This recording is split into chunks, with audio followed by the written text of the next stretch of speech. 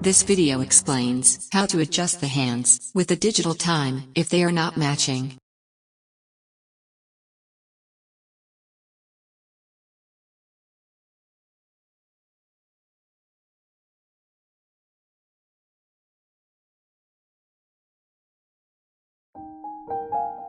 In timekeeping mode, hold down the forward button until each set appears on the display.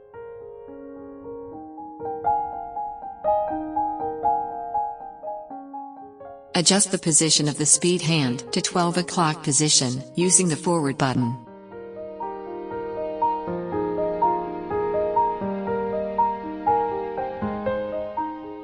Press the mode button to select the hour and minute hand adjustment mode.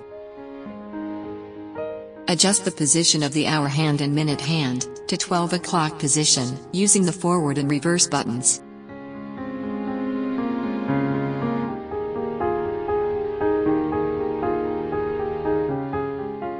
Hold down the button to move the hands in high speed and press again to stop.